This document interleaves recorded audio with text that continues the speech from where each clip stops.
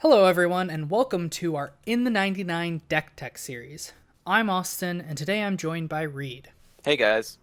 And we're going to discuss a Bant Enchantress deck with Rafiq of the Many.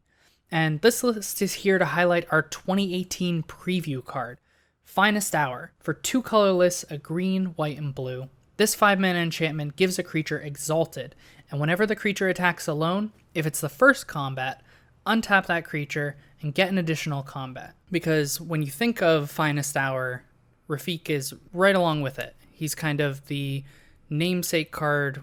The way they interact is just perfect. Cost 4 mana is Bant, gives a creature Exalted, and also gives creatures double strike when they attack alone. And so if you play Rafiq the Many turn 4 or sooner, then cast Finest Hour the following turn, you're going to have a creature that gets +2/+2, double strike. Then you're going to get an additional combat, give it another +2/+2. You're going to be able to eliminate a player from the game with a single attack. As I was saying before, this is an Enchantress build. We have plenty of ways to increase Rafiq's power and give him direct combat damage to any opponent. You kind of said how the deck plans on starting up and going in with this large attack. What are some of the cards that you're implementing in the deck to really ramp up the power of that creature? So I played a lot of cards that particularly give more power equal to the number of enchantments that are on board. I included a lot of enchantments that have low converted mana cost because I want to be able to play as many auras as possible and many ways to increase its power for the most that I can get out of the creature. So I've got cards like Aqueous Form is a single mana and makes it unblockable. Cartouche of Knowledge draws me a card, gives it +1/+1 and flying. It only costs 2. Ethereal Armor gives it first strike and +1/+1 for each enchantment that I control.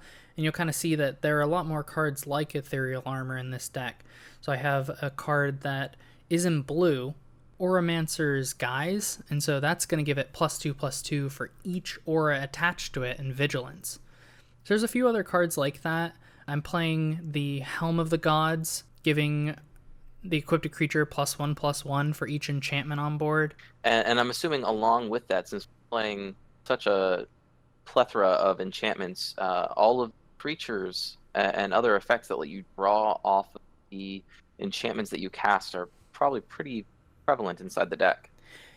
Yeah, so usually when I build a deck, I focus on 2 things. Mana ramp and card draw to set up an engine where I'm drawing multiple cards with each casting of a spell and having enough mana to do so. So with this deck, you have access to a lot of creatures that draw you a card when an enchantment or aura comes into play.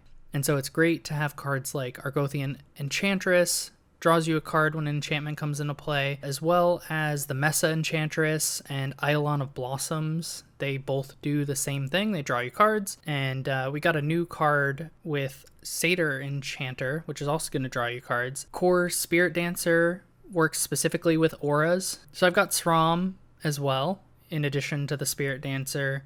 Not every enchantment I have in this deck is an aura, but the auras I have are enchantments.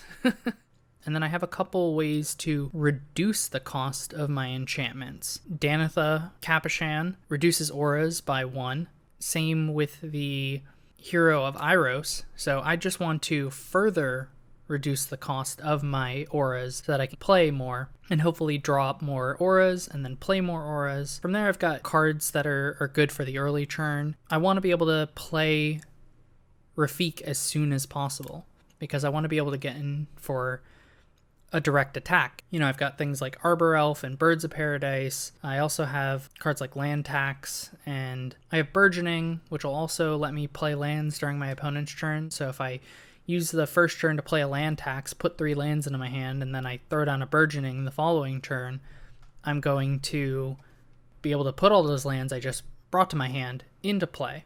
Even if these cards don't necessarily function the way that I want them to initially, like let's say I don't have that many lands in hand or I have more lands than my opponents, they also work really well with the card draw.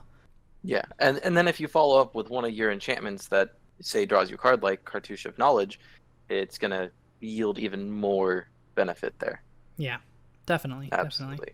I'm assuming that just because we're looking at hitting our opponents right off the bat doesn't mean that we don't run any removal. There's some removal. I've Divine Reckoning is the board wipe. Because it has flashback, it has that extra chance to remove creatures from the board. It's like I'll pay 4 the first time. I'm willing to pay 7 to get rid of my opponent's creatures because all I want is Rafiq. I'm already making most of my enchantments affordable. So I've got Song of the Dryads. It's also an aura, so it'll work with most of my Enchantress card draw, and Imprison in the Moon. And those two work really well. If I use it on my opponent's commander, well, it's not going back to the command zone. It's a land now. And I think it works a lot better than your, single target removal that's going to give your opponent an extra land anyway, or give your opponent some extra life. It's like I'm just trading one resource for the other. I also have Karmic Justice, which is kind of like a protection tool / removal spell. Don't target me. I won't blow up your stuff. Absolutely. Yeah. It sounds like the strategy here is to get Rafiq up and going, or at least a creature up and going, and hit your opponent before they have a chance to respond. But what are you planning on doing in case your opponent does have a response? Because, again, we are in blue. We have that extra color that you wouldn't normally get, and so you have access to counterspells. And so I have, the basic package with Counterspell, Negate, Swan Song. I'm also playing Heroic Intervention, giving all of my permanents indestructible. That includes all of my enchantments. So if my opponent has some sort of mass removal spell, like Austere Command for all the enchantments, or an Oblivion Stone, something along those lines, I'm able to protect my enchantments from removal as well. Yeah, and with your equipping up or enchanting up of your creature, you also get access to a couple of things that would protect them from target removal too. Yeah, I've definitely got a couple of those. I've got access to Totem Armor, which is great. Boar Umbra and Bear Umbra will both give me Totem Armor. Hyena Umbra gives it +1/+1 in Totem Armor. So if my opponent targets it with basic removal, I can always protect it. I also have Shield of the Oversouls. That's going to give it +1/+1 flying and indestructible. I want to keep Rafiq on board. In the off chance that he dies multiple times, because let's say you get to later on in the game and he's already costing you up to 8, 10 mana, and you just can't really afford to play him, I definitely have other ways to hopefully close out the game as it progresses. So I'm playing Bruna, Light of Alabaster. It works perfectly with auras. Costs 6 mana. It's going to grab every aura from my graveyard or my hand, put them all onto Bruna, and make it a big threat itself. It's just going to be very powerful. The same goes for Sigarda, Host of Heroines. It's got flying, hexproof, so I can still target with my auras. It makes it so that your opponent's spells and abilities can't cause you to sacrifice permanent. So if I'm worried, having Sigarda out on the board, it's another way to have something big and threatening for your opponents to be forced to deal with. And like you said, I think that the two major color Enchantress that you see a lot are green-white and blue-white. And with Rafiq, you get the best of both of those worlds. You get access to the more control aspect of blue-white, and you get access to more of those conditional draw engines in the green-white, along with having access to Rafiq's amazing ability. Because he doesn't necessarily have to attack himself. He just has to be on the board.